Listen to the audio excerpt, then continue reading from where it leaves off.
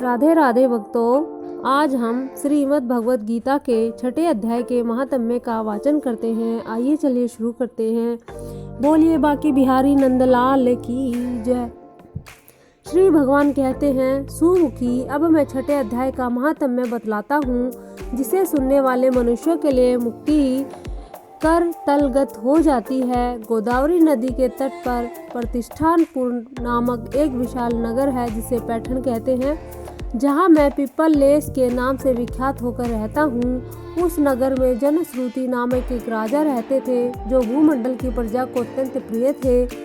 उनका प्रताप मार्तंड मंडल के प्रचंड तेज के समान जान पड़ता था। प्रतिदिन होने वाले उनके यज्ञ के धुएं से नंदनवन के कल्प वृक्ष इस प्रकार काले पड़ गए थे, मानो राजा की असाधारण दानशीलता को देखकर वे लज्जित हो गए हों। उनके यज्ञ में प्राप्त पुरोडास के रसास्वादन में सदा आसक्त होने के कारण देवता लोग कभी प्रतिष्ठानपुर को छोड़कर बाहर नहीं जाते थे।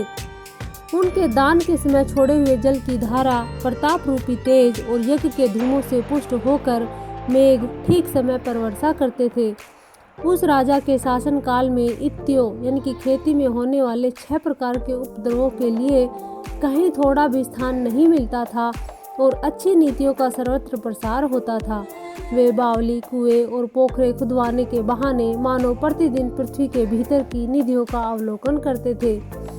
एक समय राजा के दान, तप, यज्ञ और प्रजा पालन से संतुष्ट होकर स्वर्ग के देवता उन्हें वर देने के लिए आए।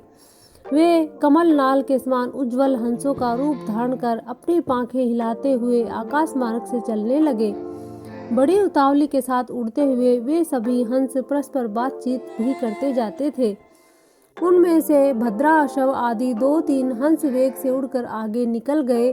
तब पीछे वाले हंसों ने आगे जाने वाले हंसों को संबोधित करके कहा, अरे भाई भद्राशव, तुम लोग वेग में चलकर आगे क्यों हो गए हो?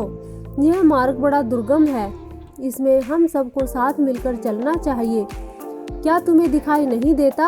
यह सामने ही पुण्य मूर्ति महाराज जनश्रुति का तेज पुंज अत्यंत स्पष्ट रूप से प्रकाशमान हो रहा है। उसी तेज से भस्म होने की आशंका है, अतः सावधान होकर चलना चाहिए। पीछे वाले हंसों के ये वचन सुनकर आगे वाले हंस हंस पड़े और उच्च स्वर से उनकी बातों की अवहेलना करते हुए बोले, अरे भाई, क्या इस राजा ज्ञान श्रुति का तेज ब्रह्मवादी महात्मा रैक्यव के तेज से भी अधिक तीव्र है? हंसों की ये बातें सुनकर राजा ज्ञान श्रुति अपने ऊंचे महल की छत से उतर गए और सुखपूर्वक आसन पर विराजमान हो अपने सारथी को बुलाकर बोले, जाओ, महात्मा रैक्यव को यहाँ लेकर आओ। राजा का यह अमृत के समान वचन सुनकर मह नामक सारथी प्रसन्नता प्रकट करता हुआ नगर से बाहर निकला। सबसे पहले उसने मुक्तिदायिनी काशीपुरी की यात्रा की, जहाँ जगत के स्वामी भगवान विश्वनाथ मनुष्यों को उपदेश दिया करते हैं।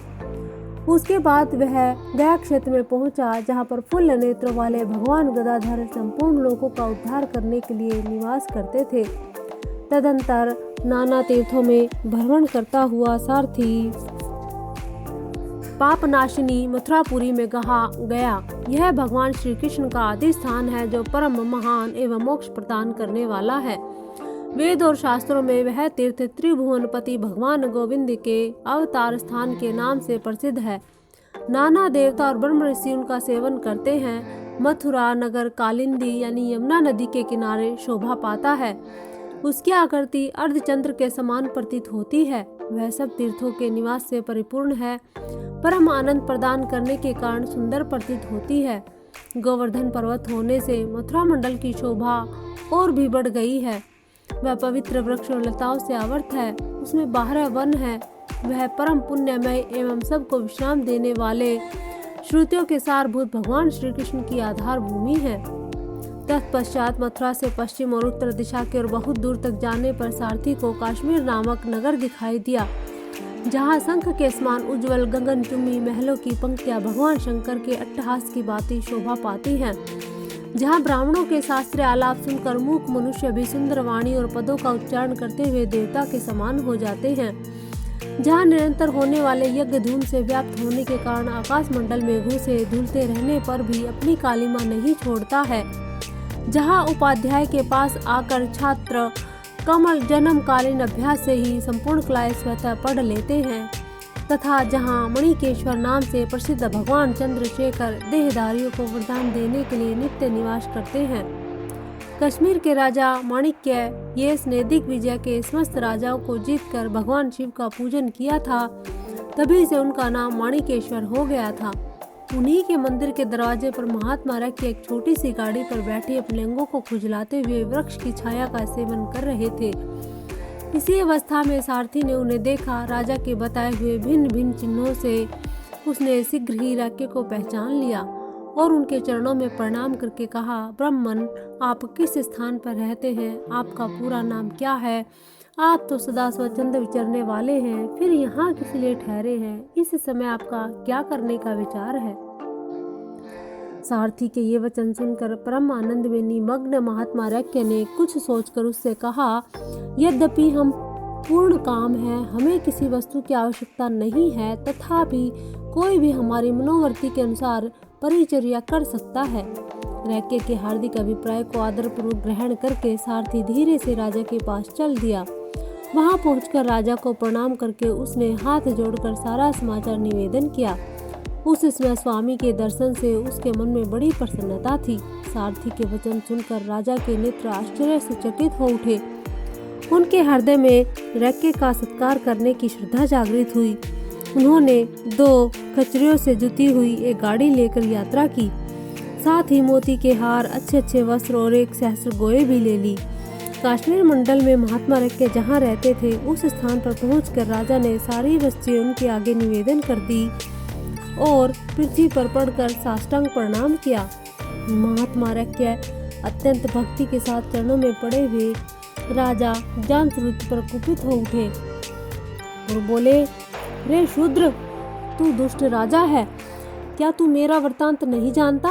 यह खच्चरों से जुती हुई अपनी ऊंची गाड़ी ले जा, ये वस्त्र, ये मोतियों के हार, ये दूध देने वाली गोए भी स्वयं ही ले जा। इस तरह आज्ञा देकर रैक्य ने राजा के मन में भय उत्पन्न कर दिया।